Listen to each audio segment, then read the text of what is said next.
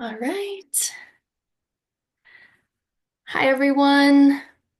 I'm going to share my screen here.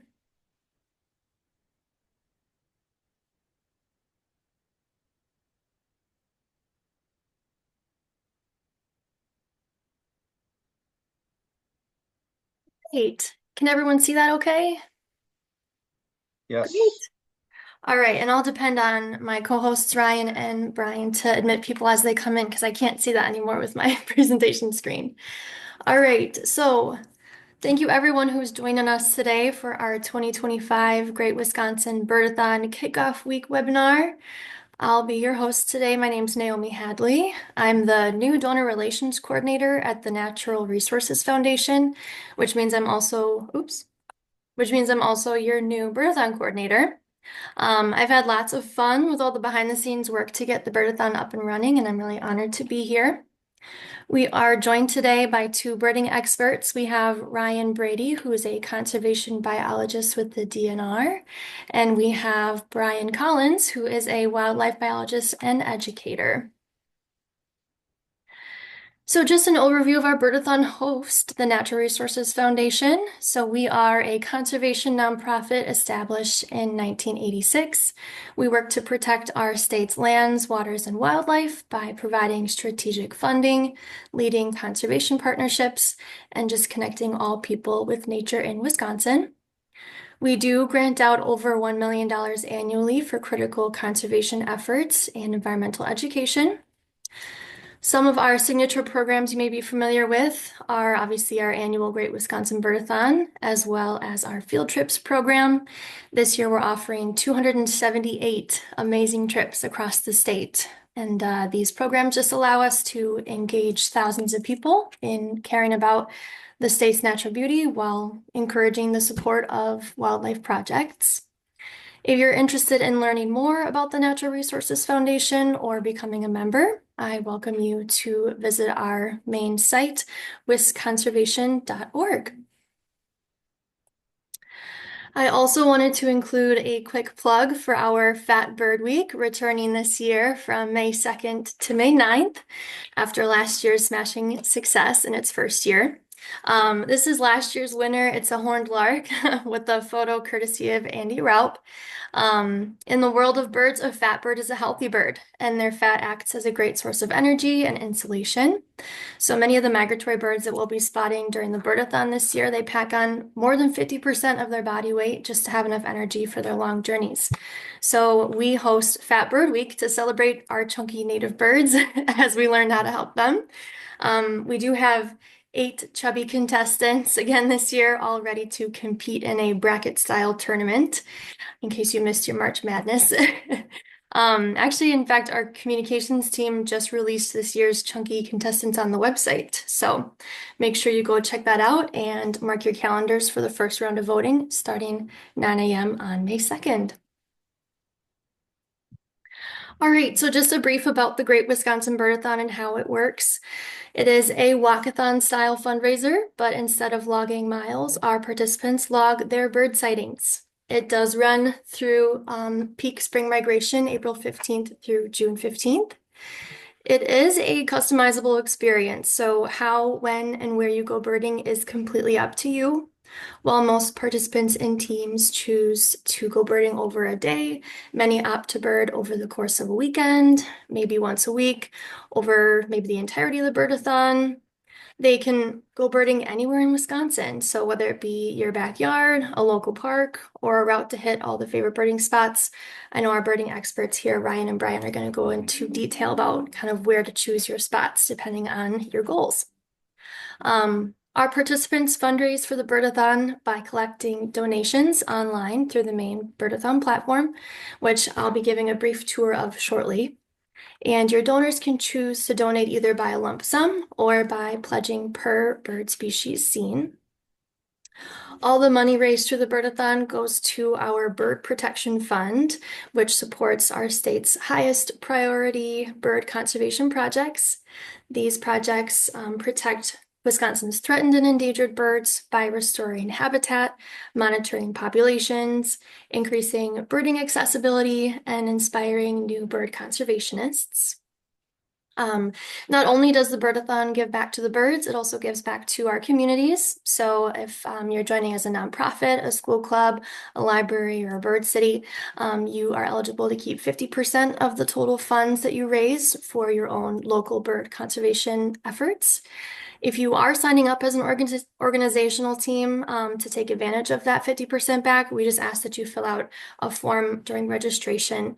It's called the funds in your organization.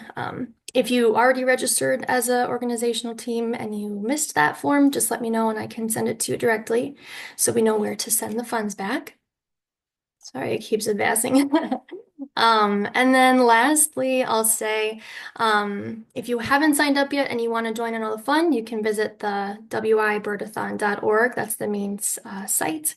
Otherwise, that's also just a place you can visit if you want to follow along with all of our teams and all of their exciting day of birding, days of birding. All right, so fundraising tips to reach your goals for the birds. I know that the fundraising aspect of the Birdathon can feel a little bit awkward, so I'm just going to go through some tips to take the added stress out of collecting donations. So first, we recommend getting the ball rolling by donating to your own page. That way you're not asking your family and friends to do anything that you haven't. We also recommend you start by asking a close circle of family and friends. So maybe the people that would come to your weekly game nights or the people that would cheer you on if you were to run a marathon. Those are the people that want to see you succeed in any endeavor you take on. And so likely the Birdathon wouldn't be any different. We also recommend you post to your social media or send out emails. Digital outreach is a quick and effective way to collect donations from several parties all at once. And in the next section, I'll just go over how to do all that digital outreach right from the main Birdathon site. Last up, just make sure you follow up and thank your donors. Sending individual thank yous is a great practice of donor stewardship, along with posting updates of your fundraising, updates of your birding, just keeping them in the loop of how their donations are making a difference. And I can also show you in the next page where to thank your donors as well as where to post those updates on your page. If you're feeling stuck along the way or you need any fundraising templates, you can always reference our fundraising guide, and it's available in the resources tab of our main Birdathon site. Okay, so I'll get out of this presentation and kind of walk everyone through navigating your fundraising pages.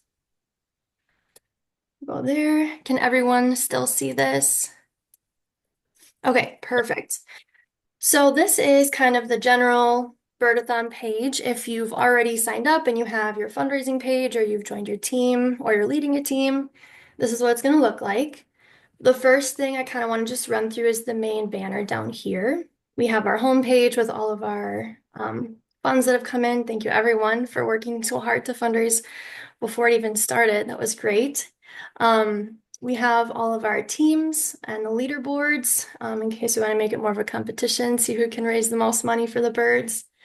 We also have merch this year with our red-headed woodpecker, which is the bird of the year. So if you want to get your swag for your day of birding, you can purchase that right from the webpage here. The resources tab that I was mentioning quite a bit, this is where you've got all of your getting started guides, your organizational team guide. We've got fundraising tips here and just general birding tips as well. And then we do have a fundraising challenge again this year. So anybody who raises $50 individually, they can just fill out this form and be entered in a drawing for a brand new pair of Vortex binoculars. Quite exciting. Okay, so kind of navigating the ins and outs of your fundraising page here.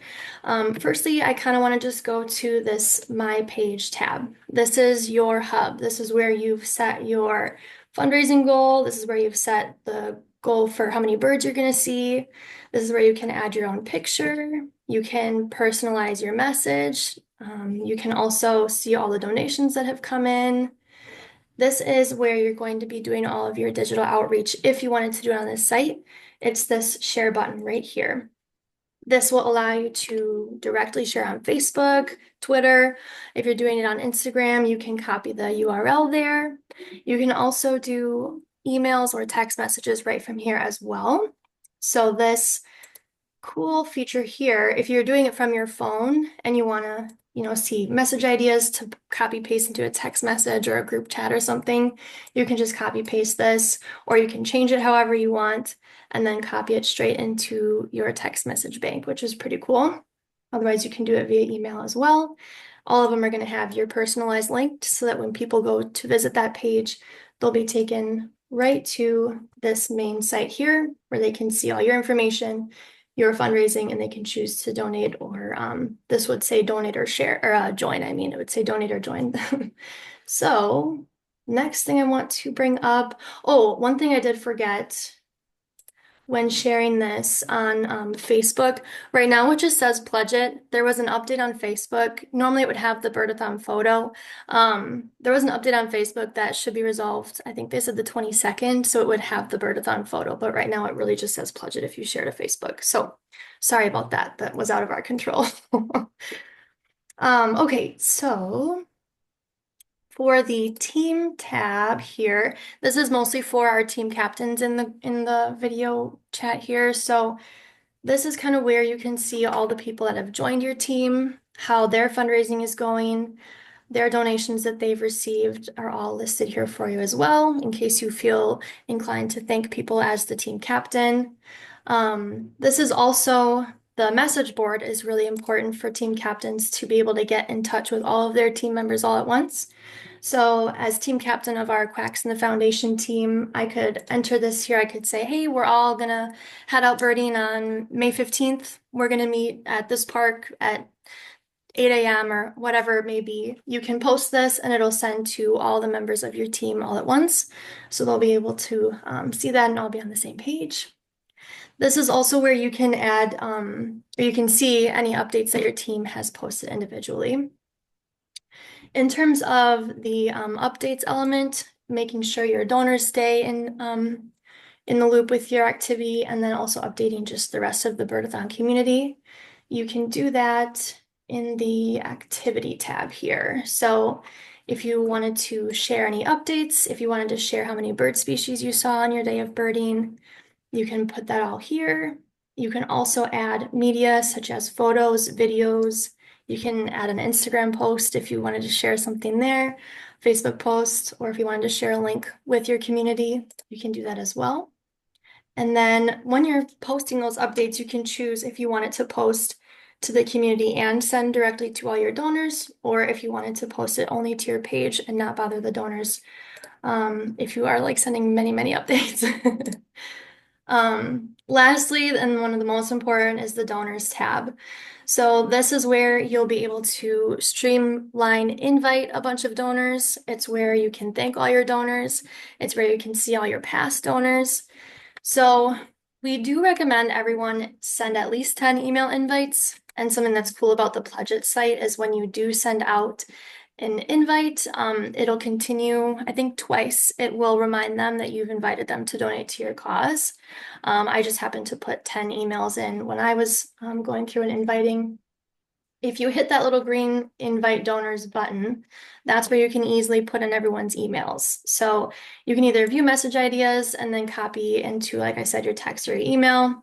Otherwise, if you invite via email and you just start entering recipients, you can update, 10, 20, you can put as many as you want in there, and then it'll send them all separately to your parties. It won't send them all in like a group email or anything like that.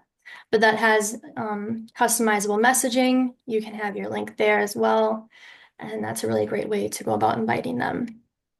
Last thing I want to go over, when you want to thank your donors, it's on the right hand here, say thanks. So any donors that donate to your page and you want to just give them a personalized thank you, you can update this message. It will tell them, or you can choose to tell them how far you are to your goal, thanks to their donation. And then you can send that out and it goes directly to them with the little Pledge It messaging system. I think it goes to their email when you send them thank yous. So that's how to say thanks. And then I think from there, the last thing I didn't go over is the community tab. Really, this is just where you can share your updates directly from here, or you can see updates from other folks that have gone out and gone birding. You can see we've already got a few great first birding trip. People putting their bird species seen. and how much they've earned based on their pledges already, which is really great. Okay, so that is all that I had. If you have any questions about navigating the team pages, we can save those to the end. We do have a Q&A carved into the time here today. I'm going to pass this off to Ryan Brady to talk about birding tips here. I'll just stop sharing my screen and you should be good to go. All right, let's see if I can make some magic happen here.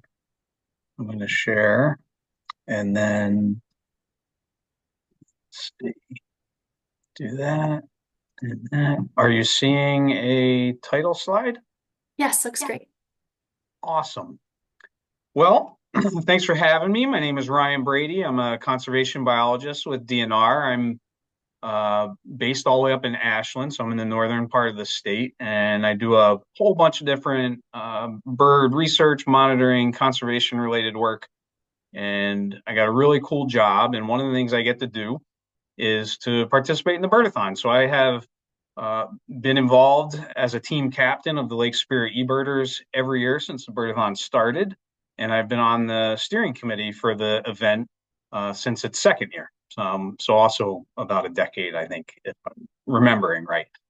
So a lot of interest in this event, and I would love to see people succeed. And I'm glad that Naomi went over the fundraising a bit because honestly, that's the most important part, right? We're trying to raise some money for birds. So I mean, birding is one thing, seeing a lot of birds is another, but the fundraising aspect is really, really important. And I think a lot of you, because a lot of that, a lot of those funds that you've helped to raise, or even donated yourself, have gone back to projects that I'm very familiar with or even involved in. So I really appreciate that. Now, fundraising isn't that much fun, so we're going to talk about the birding side of it, which is really kind of the fun part for us as participants, right? And I also see it as kind of like a vehicle for raising funds. So we're all here because we like birds in some way. We have some passion for birds or we enjoy birding. And it's that sort of excitement and that passion that we want to kind of convey to people. And that's what they're going to donate to. They're going to donate to support you and your love for these birds, and to some extent, their own love for those birds as well. So, really, it's the birding is a fun way to get people excited about conserving birds. All right. So, we'll try and give you some tips on how to make your birdathon day a little bit more successful. And again, a lot of it depends on your goals. Um, some people are pretty hardcore about it. Some people are pretty casual. Some people do it all in a day. Some people do it over multiple days or even in weeks throughout the season. So the birdathon period, and there's no right or wrong way to do it. I'll say that. The birdathon period, as you know, runs April 15th to June 15th. So that's a 2-month period. So the question is, okay, if I'm going to go out and do this birdathon thing, as it relates to the birds, when should I really go out there? What might I be seeing? And how can I aim to see the most species? Well, if you go out during this first part of the period in April, um, you're gonna hit kind of the beginning of the migration. All right, you might be right in the heart of the migration for the short distance migrants, things like blackbirds and sparrows and maybe kinglets, and certainly waterfowl, and also some of the raptors because diversity is really good this time of year. You may even get lucky, especially if you're in the north, and still get some of the lingering wintering birds like a shrike or a rough-legged hawk or a short-eared owl, or there's even a few snowy owls still being seen right now. So you can see some exciting stuff. But if you kind of want to build towards that peak diversity where the most species are possible, you're really looking at May.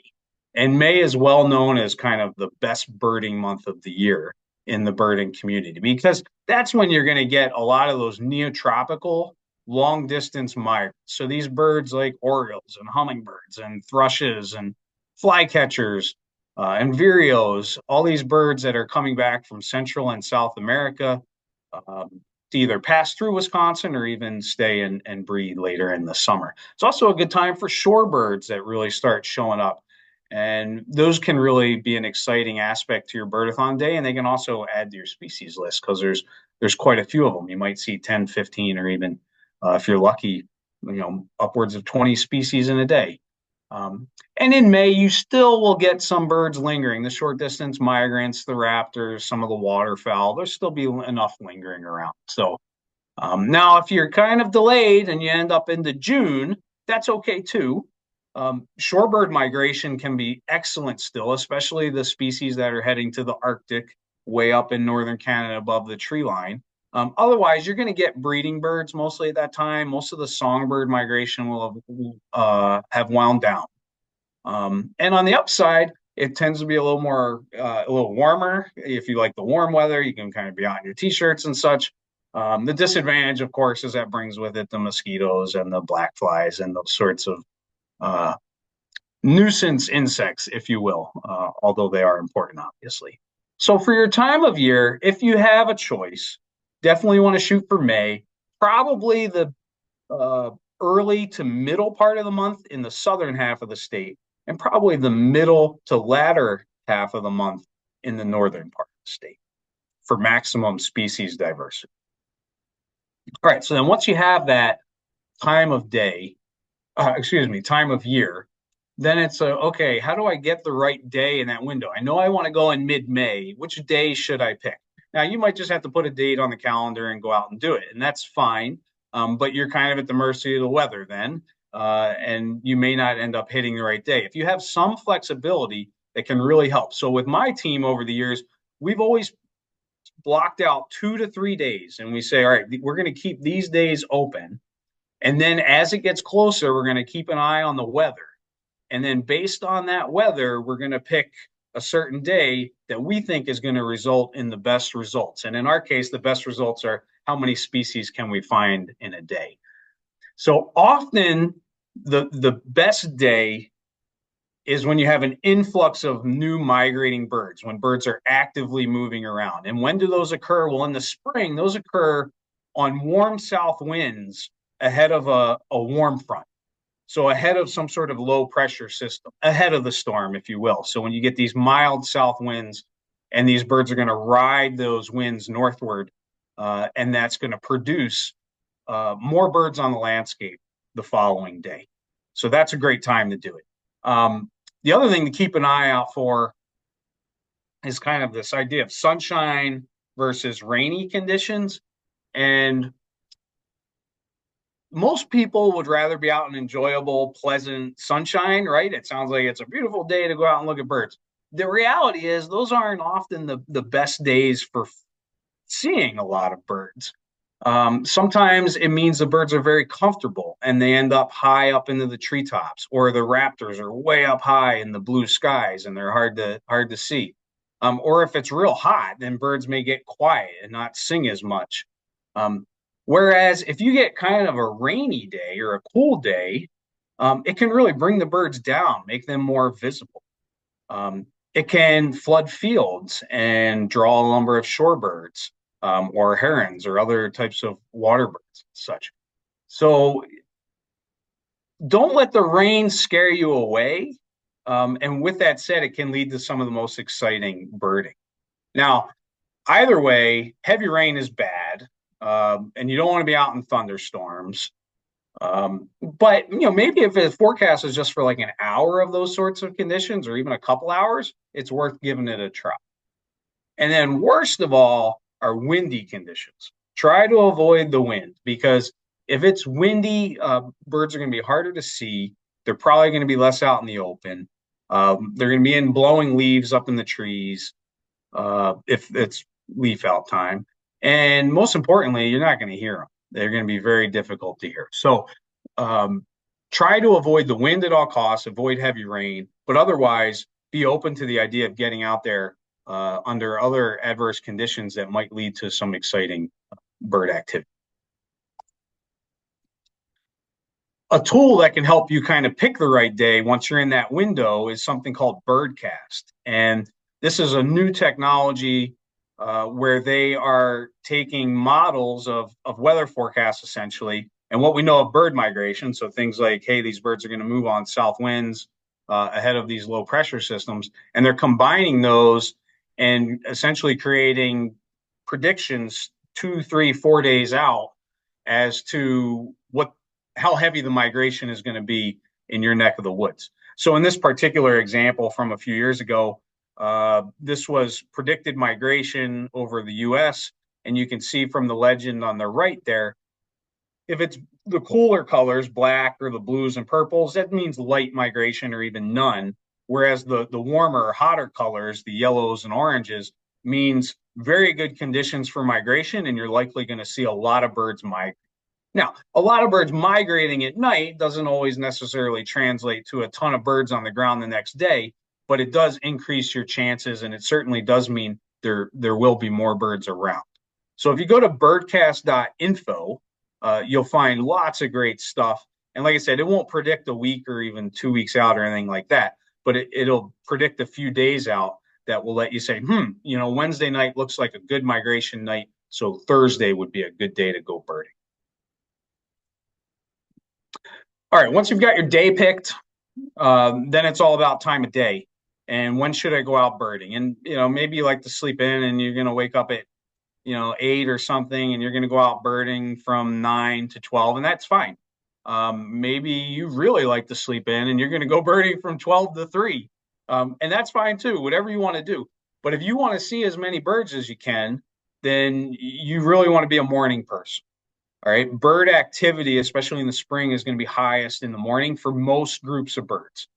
That's when bird song is going to be most prevalent. That's when birds tend to be most active, with the exception of a few other groups. Raptors in particular are going to wait for warmer thermals or wind conditions that will get them aloft, and those often will come middle or later part of the day. Waterfowl, they actively move first thing in the morning, but you can certainly go out midday or late afternoon, early evening, and hit a wetland or a big lake and look for various duck species. So a lot of times when we do our birdathon, we're really hitting the songbirds actively in the morning, and then really trying to find raptors and waterfowl later in the day when it's less critical. And then whatever songbirds kind of come along the way at that time, that's great. And then lastly is this nocturnal component and deciding whether you want to go out in the dark. Do you want to try and do some owling first and foremost and pick up a few species that way? You can also hear other species in the dark, things like whippoorwills and nighthawks, maybe snipe or a woodcock. Or if you're near wetlands, those can be pretty active at night, things like sora, Virginia rail, some of the bitterns. So there's a lot of things that you can detect at night to add to your species list if you're really trying to build that number, so to speak, for your birdathon, or just add more exciting experiences. So for our birdathon, we're some people are really crazy and go midnight to midnight, 24 hours. That's like the kind of the ideal that a big day kind of would be. We slack off a little bit when we do ours. We kind of wake up about 2. We start about 2:30. We get in an hour or two of the nocturnal birding, knock off the species we can. Then it's daybreak hits, and we start racking up a lot of species as they kind of wake up. And then we go all the way until just about dark. And if we're really missing a bunch of nocturnal species, we might give them one more shot before we quit. But usually the gas tank's a little empty at that point, and we we usually wrap up right around that little bit after sundown.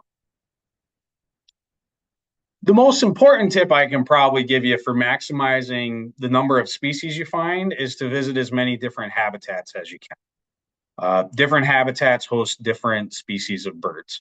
So by visiting different habitats, you're going to see the most different kinds of birds. And so the 3 main groups are shown here, forest habitats, and obviously there's lots of different kinds of forests. You might go from a young, early successional type forest all the way up to a mature northern hardwood forest, or if you're fortunate to live near, black spruce tamarack lowlands, you might go visit that habitat as well. Then there's wetlands and lakes and rivers, and I'm up here on Lake Superior, so obviously we spend a lot of time looking at coastal wetlands, as well as the open waters of Lake Superior. And then grassland or open habitats, whether it's agricultural fields, or even an open barrens kind of situation. So these sorts of open habitats will bring you a whole new slew of species. So visit different habitats, very important for finding different types of birds. There's lots of different ways you could go about your big, your birdathon day. Different types of birding you could do, different modes of kind of achieving whatever type of day you would like. Obviously you could just take some short hikes, and so it's very common to, do some car birding, see what you can see from the car, then maybe stop at a site, take a short hike back in the car, go drive somewhere else, visit another site, another short hike, and just kind of do that all day. And that's kind of the way we do our birding day. It gets you to a lot of places, but you're not in the car all the time. Um, Another is, the short hikes can be part of this, but the big day concept. So the big day is this midnight to midnight idea. You don't obviously need to do 24 hours, but think about whether, how serious you want it to be. Do you want to just kind of poke around for 2, 3 hours, or do you want to kind of go out for the big thing, or maybe something in between? And you may be a little resistant to the big day, but people get excited. Your donors will get excited. It makes a good story. There's a little bit of a race aspect to it. It adds another element that I think you would find exciting, and the people who follow you would as well. There's also an alternative called a big sit, and these have become more popular. This is where you find a really cool spot and you basically stand there for however long you want it to be, whether it's an hour or whether it's 20 hours.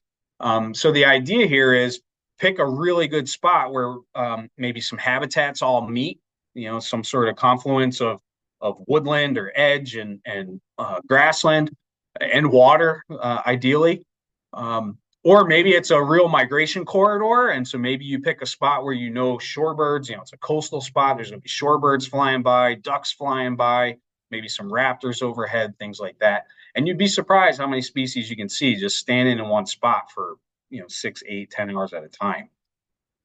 And then the green modes of birding have become very popular for good reason. And, so maybe you want to not use a car all day, and you combine walking and maybe biking or even paddling, whether it's canoe or kayak out in the wetlands. Again, these are kind of novelties that bring some level of excitement and make it different than just a regular day of birding. All right, so some hotspot tips. Obviously, where should I go birding? And I know, Brian might mention some of this as well. So just briefly, I'll just give you like 3 different tools. One of them is this idea of important bird areas, and many of you have probably heard of these. If you go to the Wisconsin Bird Conservation Partnership's website, wisconsinbirds.org, you'll find it, or just Google important bird areas of Wisconsin, and you'll see this interactive map. And the cool thing is they're kind of spread throughout most of the state. Obviously, these are important for a variety of reasons. In most cases, they host an unusually, good habitat for at least some species, and therefore you're likely to find more birds than the average site. The disadvantage of these is they're kind of general. They're kind of, I don't want to say blobby, if you will. They're kind of bigger areas. They're going to be a general guide that, let's say you're in, Taylor County or something, and it's like, oh, there's an important bird area there. Maybe I want to focus my birdathon in that general vicinity. All right. So check out the important bird areas. These are also available in a book, but you can certainly just go online and interactively click through and find information on this. A little bit more specifically is the eBird platform. And in eBird specifically, you want to go to that top tab where it says Explore. And then once you do that, there's going to be something called Explore Hotspots. And if you click on that, it's going to take you to a screen like this that you can zoom in and out on. And when you zoom in and out, you're going to see different colored balloons or pins like shown here.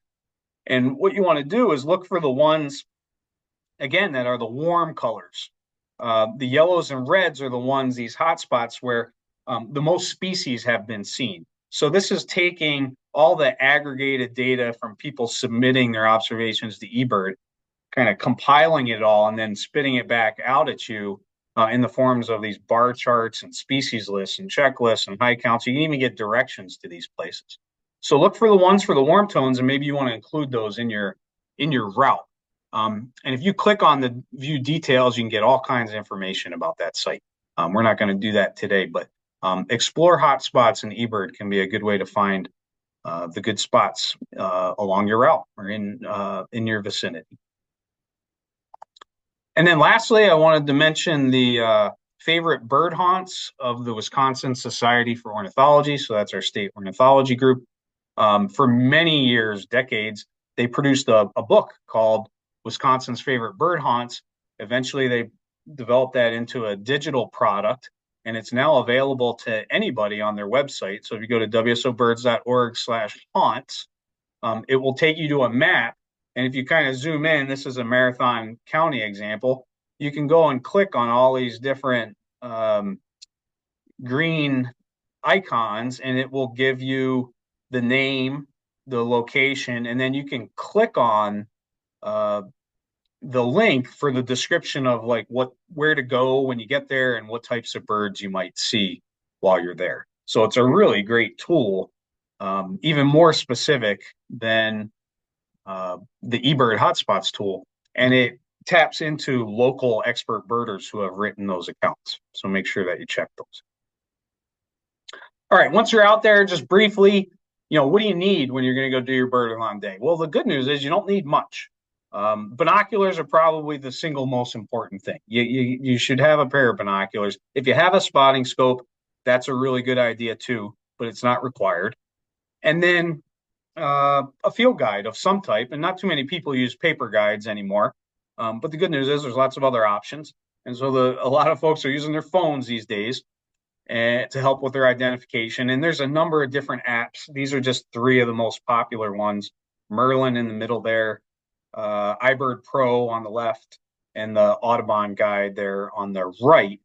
And these will help you not only with kind of what you're seeing, but maybe most importantly, something like the Merlin app, it can record songs and tell you what it's hearing. So if you don't know your bird songs real well, it can be a very good guide to help you, like, oh, there's a black-throated green warbler. It says it's singing. Let me go look for that and see if I can hear it, and then find it.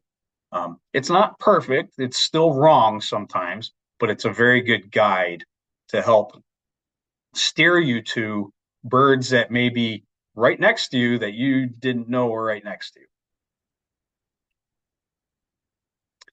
And then just a brief bit on identifying birds. Even with all these apps and field guides and all that stuff, you still have to have these basic skills, right? You have to develop the basic knowledge of how to identify birds. And this is, we can go on for hours about this, but there's some kind of simple keys that I've highlighted here. And size and shape is a very common one. Size is often hard to judge, but often you can say, oh, well, that was the size of a crow, or that one was a little smaller than a cardinal, that sort of thing. Shape is really important. I can't overemphasize shape or structure, if you will. The proportions of the bird. What does the bird look like in silhouette? And if you're out with the best birders, they can identify by silhouettes and shapes and flight styles, things like that, without even seeing any color on. So try and get to that point if you can as a birder.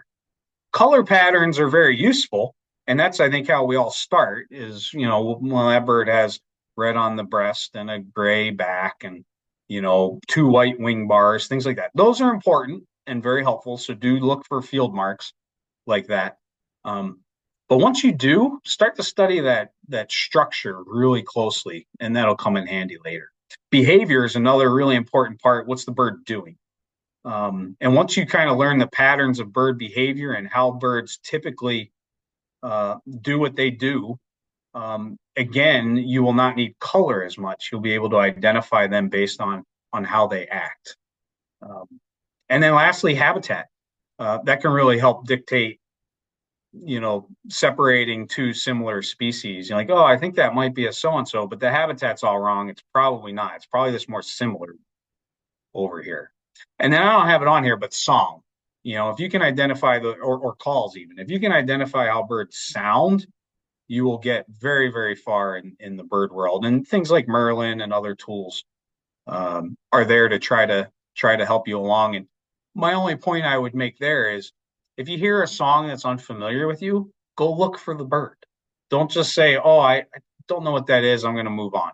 No, go try and find the bird. That is the single best way to learn new bird songs is to follow up on things you don't know what they are. And then when you do connect with it, you're going to register both the sound and the sight, and it's really going to stick with you. And my last slide, just to mention eBird again, when you're doing your Birdathon day, see if you can submit your sightings to eBird along the way. If you can't submit everything you're seeing through the day as you go along, because it can kind of get to be a lot, you can use it the way we do, and that is we just enter checklists of the new species we find at each spot. So it helps us kind of tabulate. So as we're adding new birds, maybe the first site we saw 20 species, those will go on the checklist.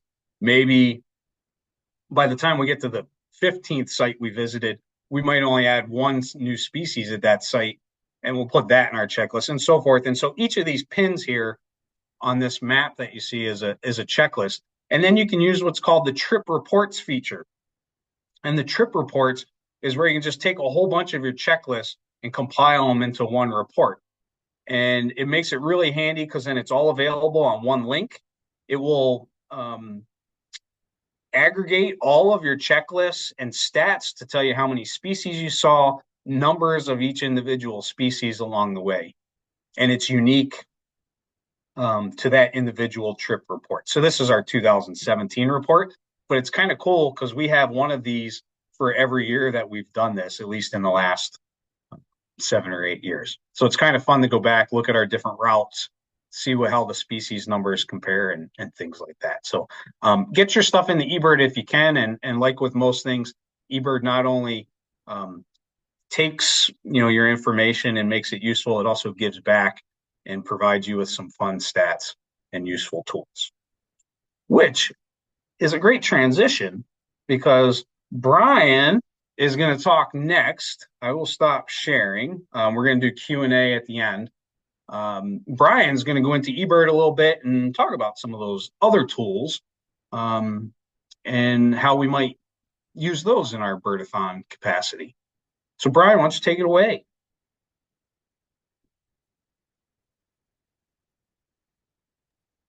Just make sure you unmute yourself as well, Brian. There it is. Everything's moved. Okay. Hey, awesome. Yeah, some really great points that Ryan has made along the way too that have brought me back to even like my favorite early days of birding. I'm Brian Collins. I'm a high school biology teacher of 24 years and biotech for as a contract biologist for Wisconsin DNR. I had some great opportunities to work with Ryan and Nick Anich as well. Some great projects and with Rich Stafen. But what really was making me joyous and thinking about some of my favorite days birding, and I apologize, the custodial crew here at school is now working right outside my room. It's good timing. I don't know if you can hear it or not, but I'm going to call this, here we go. I'll go to view and slideshow. Some of the points brought back just great memories. And so I just want to first tell you, my mentor was a guy named Fred Lesher. And I started birding with Fred Lesher in Southwest Wisconsin when I was 14 years old. And I birded with him till I was nearly 30 years old. And Fred was a great guy to hang around and a great guy to be around because he knew where the good stuff was. If I went on the Alameda County bird day or big day with him, I knew I was going to see a Kentucky warbler. Like it was pretty much a guarantee. So like Ryan was talking about, when you're out there on your birdathon, it's really cool when you can find something exciting that will jazz people up and get their memories working on this long term. Keep people coming back for more. And so when I think about a big day or a birdathon, I like to have some target birds in mind. And so I like to have an idea of like a treasure map. And so this is how I unlock my bird treasure map. And my main screen here, you can see everything here relates to the golden winged warbler.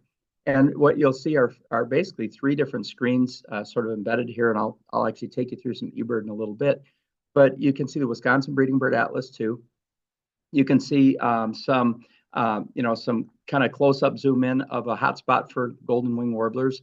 And then you can see a bit of a migration map up there that shows really that golden wing warblers aren't many places. So, so I'm going to start with a little bit of a story. And this is that I used eBird in 2010, 2011, in those earlier years when I first started entering into eBird, only as a place to report my observations. And one day we were heading out west towards Glacier National Park, and we got a maintenance light on our brand new car. And it had me kind of concerned because it was telling me my airbag wasn't working. And so we stopped in Bismarck, North Dakota, to a Toyota dealership, and they said, "Yeah, we're going to fix it for free. It'll be done at, we'll take care of it 7 in the morning. You'll be on your way by 8." But it still threw our entire travel plan kind of out of sync. And we were at the hotel that night, and I thought, we're going to be going through Montana's prairie pothole region in the prime time, and we're going to make it to about Malta, Montana the next day. We had little kids. And I thought, I wonder if there's a place where I could get some life birds. And I just typed in marbled godwit. And this is actually a map of Lake Bodouin National Wildlife Refuge and a picture of a marbled godwit I got that next morning. But what's really fun is that you can use eBird to focus on a species. So if you wanted the redneck grebe, for example, to be, and by the way, that day with the day with the marbled godwit, I had 6 life birds in 45 minutes. I was in a place I'd never been, a habitat I'd never been, and looking for concentrated sightings of the marbled godwit is what got me to a place where amazing things are happening. So thankfully, that airbag warning and the good crew at that Toyota dealership and the way everything worked out, we made some seriously good lemonade out of those lemons. So that's the day I learned that eBird isn't just a place to enter data; it's a place that you could go searching. Well, the first thing you need to know then is your geography, right? Because you're going to start to see places you might not have known about. And by geography, a lot of you might be thinking about, well, I know the state of Wisconsin pretty well, but do you know all the little back roads and all the little gravel, and forest roads? Do you know your area that you're going to be in? And is your area habitat diverse? Do you know where to actually start bird finding? So could a redneck grebe be on your list? So what I'm going to do really quick is I'm going to take you into eBird and show you a couple of examples. But first, I'm going to just give you some things to think about. If I wanted to find redneck grebes on my big day, I would start to look for where they are consistently seen. So you can see the picture here shows not just one sighting, but numerous sightings. And there's even an orange flag, which means that was seen within the last 30 days. So apparently someone's back because I made that screenshot today. So if you want to see a redneck grebe in the state of Wisconsin, it's on. Mourning warblers. I see a lot of stuff on Facebook about mourning warblers. And for me, it's funny. I hate to say this, but they're kind of a dime a dozen bird around me, in early successional, freshly logged forests, places, especially in Douglas County, Bayfield County. You're going to find over in the Flambeau, you're going to find mourning warblers sometimes heavily concentrated in certain areas. So their rarity a lot of times is that maybe they're not where there's huge population epicenters, right? But you get off the beaten path, you get into some logging areas, you're going to find mourning warblers. And who knew that Canada warblers and Blackburnian warblers, things we think of as boreal specialists, could be found all over the place around like Black River Falls, Millston, the Wisconsin Dells. There's a lot of places, the Baraboo Hills. There's a lot of places even in what I'm north of Highway 8, so we consider anything below Highway 29 to be southern Wisconsin. But in terms of, and Ryan's north of Highway 2, I'm guessing, so anything south of Highway 2 is probably southern Wisconsin for Ryan. But when it comes to birds that we think of as typically northern, I see Ryan is back on screen. Am I correct there, sir? So Absolutely. You think of something like a Canada warbler or Blackburnian warbler. When I was younger, I used to think I was going to have to go to the Boundary Waters Canoe Area Wilderness to see one. And as eBird came about, I started to really get to know my state better and started to realize there's places right around Millston, Wisconsin, by Black River Falls there in the Black River State Forest, where you could reliably get a Blackburnian warbler and a Canada warbler within 10 minutes of each other. Just even by ear, maybe in the same point. So could this be on your list? Or could you find breeding Cape May warblers? Could that be on your list? So using eBird's resources is a great way to build a treasure map. So before you go out on your birdathon or your big day, if you want to get people jazzed up about some great bird finds, do a little homework and think about what are some of those target birds that you could really focus in on. So I'm going to give you an overview here. Let's see, I'm going to move out of here and I'm going to go right to eBird and I'm going to go right to the main screen. So a little tutorial on how I like to go treasure hunting on eBird. Now, goshawks are hidden. Kirtland's warblers are hidden. Connecticut warblers are hidden. There's a lot of species that are very sensitive that we don't want to be messing with that are going to be hidden from eBird. So you're not going to find everything on your treasure map. But, well, how about this? Let's, what I'll do here is I'm going to go, the first thing I want to do is I want to go to science. So if you click on science, the first thing you see this beautiful map, and this map actually shows you where everybody's submitting data. So the hotter the spot, the more eBird entries are coming in. And you can go to this eBird status and trends. And I'm actually going to start with golden winged warbler. And I'll do a couple others here for you to see as well. And you'll notice that hotkey's right up. So I'm going to click on golden winged warbler. And it starts with a map of the world here. And it starts to give you some pixelated info. I'm going to click on static map. This is really important for cleaning things up. And then I'm going to go to weekly. And now it creates an animated map. If you look on the right, you'll see a calendar, January through December. And if I push play, as we see the dates scrolling by, then if you look at the map, you can see the migration happening and the breeding happening. Is everyone able to see the animation? Is it working? Awesome.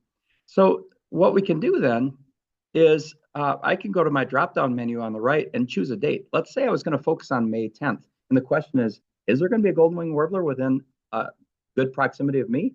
If I click May 10th, there it is.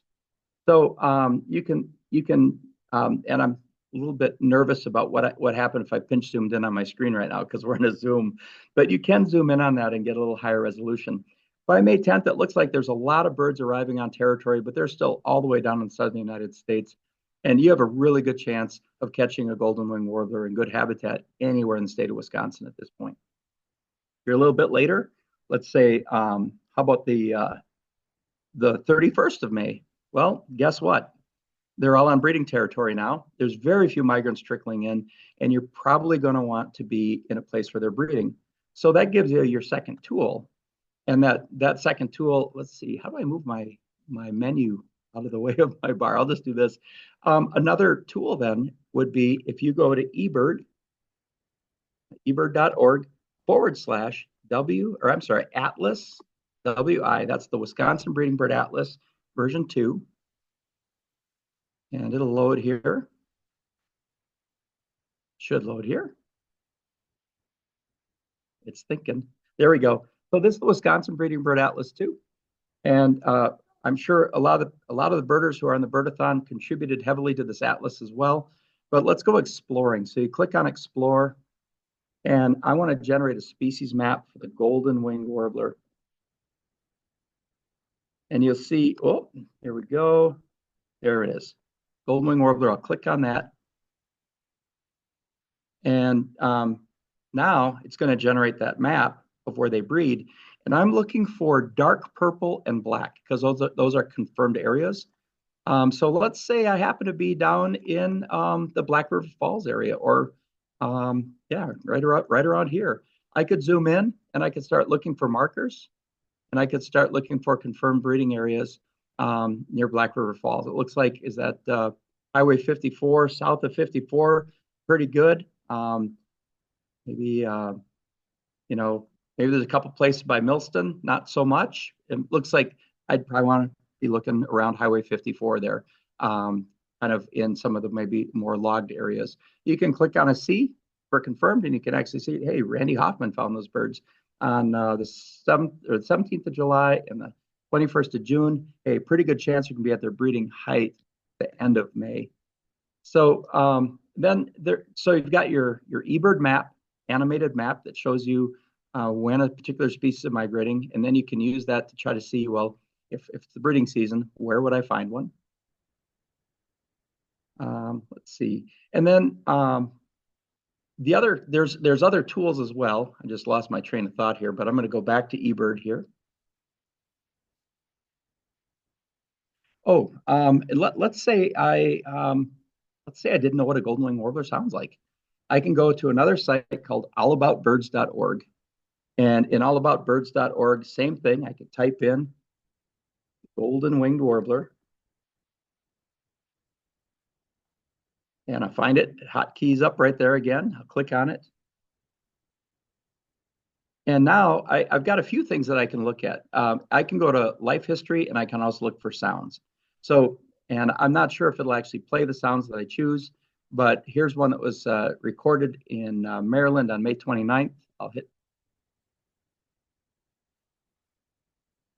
And whether it comes through or not, you would have heard something go bee, buzz, buzz, buzz, buzz, buzz. And so you can listen to the birds that are target birds as well. So if someone in your group is like, man, I'd love to go with you. I hope we can see a golden wing warbler. You can really start to do your homework, narrow down, and find out the places. So again, just a summary of that. There's 3 tools. One is eBird Science, and that science link gets you to status and trends. And you can do the animated maps. eBird Science, status and trends, animated maps.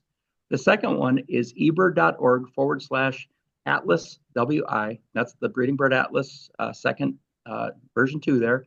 And that's during the breeding season. If your animated migration map shows you that your target bird is on a breeding territory after the date that you're going to start your birdathon, then you can look for places where it's been confirmed breeding. And then last but not least, if you need to do a little more homework to make sure you can detect that by ear, as Ryan mentioned, understanding bird song is a huge help in finding birds. 90% of birds are detected by ear with experienced birders.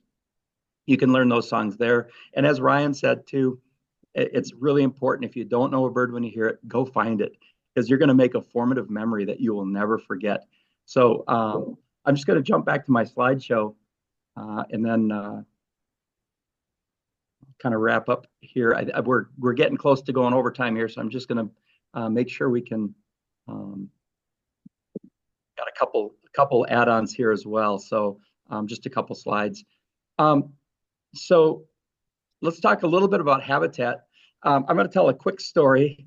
When I was in 9th grade, with my grandfather's Tower 7x50 binoculars around my neck on a tight cord string, which probably wasn't the best type of binocular strap, I was walking along the railroad tracks in Stoddard, Wisconsin, and I heard this bury ear over and over, and I couldn't find the bird, and I literally waded in chest-deep duckweed covered water across a slough channel, a borrow channel that was between the railroad tracks and a floodplain island, and I saw my first yellow-throated vireo.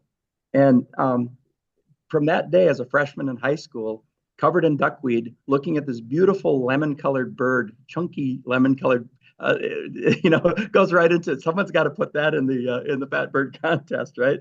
But seeing this beautiful chunky bird, it was a memory that just sticks. It was etched into my mind forever. That's how to learn bird song for sure. Another great way to learn a bunch of bird songs at once then is if you're after a target species, you might find yourself in a target habitat. And Ryan and I both dearly love black spruce bog. And so if you go into a black spruce bog because you found out that you're going to see a palm warbler on breeding territory, chances are really good as you move through the different ages of a black spruce bog that you're also going to find Cape May warbler, golden crown kinglet. Around those palm warblers, for sure, you're going to find Lincoln sparrow. In the older stuff with the kinglets, you're probably going to find a lot of yellow-bellied flycatcher. And then, of course, if you're listening, you're going to hear the purple finch sing. And there's more birds. I didn't mention the abundance of yellow-rumped warblers. So once you get into a habitat, you start really ticking up the list of really cool species. So like Ryan said, if you visit a bunch of different habitats, you're really going to boost your species count, and that gets people jazzed. Last thing here, last slide. If I was looking for prothonotary warblers, I would be on either the lower St. Croix River or the Mississippi River or the Wisconsin River. If I was on a river, I'd be looking for peregrines. So thinking about, these sort of loose associations as well that, with a black spruce bog, you're thinking about habitat at the stand level and even a little bit larger at kind of that larger macro habitat. But when you're on a river system, the habitat gets into geology, it gets into slope and aspect, and it gets into the mosaic of different ecosystems. So you could be in a floodplain forest, but you're within a few hundred yards of a sandstone limestone cliff that's got a nesting pair of peregrines. So checking rivers on eBird, checking lakes, and then with that too, and I know it's kind of information overload here, but I'm going to go back to eBird one last time and I want to show you something. What I'm going to do here is I'm just going to go to Explore. And yeah, I'll just go to regular eBird Explorer. And I'm going to type in Nashville warbler. And my reason for this is very deliberate in this case, just because I think I know what I'm going to find. So I'm going to go to what's called a large map. This isn't the breeding bird atlas. This is just regular eBird. And I hope this will load. And then I'm going to go up to the Brule River. And so we could do the breeding bird atlas here. And I apologize for the load speed here. It's just we got a lot going on. Whoops, we are way north. Here we go. There's Wisconsin. And I'm going to click in a little closer. We're going up to the Brule River, folks. This is going to take a second. But here's another tool that if you're using eBird as a treasure map, you cannot miss. So I'll just head over here towards Maple. It's Lake Nebogaman. All right. And so now we're in the Brule, the mighty Brule Forest, and keep diving in deeper here. If I click on one of these, there's one from Stephen Nelson. There's the Brule River Campground. Just gonna click on another one. There we go. This is why I was looking. That's me. So I knew I had a lot of Nashville warblers on point counts. But what's cool is here's the one that has 6 Nashville warblers. That must be a pretty dandy habitat with a lot of moss. I'm going to click on this now, and what you're going to get is my trip list. And so if I'm looking for a Nashville warbler, I might also find, oh, look, a yellow-bellied sapsucker, hairy woodpecker, pileated woodpecker, red-eyed vireo, American crow, red-breasted nuthatch. The list is pretty long. This is a birdie area. And by the way, this is a stationary 10-minute point count, so that's a really birdie area. So when you go and find a bird, be sure to click on the point and read the list that came along with that, because you could get yourself into some really birdie spots. So I'll summarize one last time then. I'll tell you what I told you. Here we go, slide. Whoops, open slide. Sorry, view slideshow. I apologize, we're a few minutes over here. But let's go back to this then. Okay, so number one, eBird. You go to eBird and you go to science, and then from science, status and trends, look at the animated map, check the calendar. 2, use the Wisconsin Breeding Bird Atlas. That's eBird /Atlas, WI, and look for breeding confirmations or places where breeding was highly probable. If you're, after that May 15, especially after your May 25th, you're into the early June, then make sure you go to All About Birds, research the sounds, the habitat, the natural history of the bird. What does it eat? And then last but not least, look for your key bird, click on those flags and read what other birds were submitted in a complete checklist. And you're going to have a lot of birdie information that you can use to enhance your experience on that big day. So I hope that was helpful. Thanks so much. I'll stop sharing now. Yeah, thank you so much, Brian and Ryan. We appreciate all of your insights and all your expertise. I don't see any questions in the chat, but I did want to just open the floor in case anybody here in the Zoom had a question that they wanted to voice. Otherwise, I think maybe we provided all the information we needed to. Awesome. And yeah, a couple of comments. Thanks everybody for thanks for joining us. It was really fun to collaborate and to put these ideas together. I'm Yeah. excited for the birding this spring. Can't wait. Yeah, we're so Pouring excited for through. the Birdathon. And thank you everyone for coming. If you do end up having questions along the way, feel free to email me. If you have any questions for Ryan and Brian, I can forward those questions to them. My email is right on the main NRF website. It's wisconservation.org. You can find me there. So I appreciate everyone coming. I'm going to stop the recording and I hope everyone has a good rest of their night.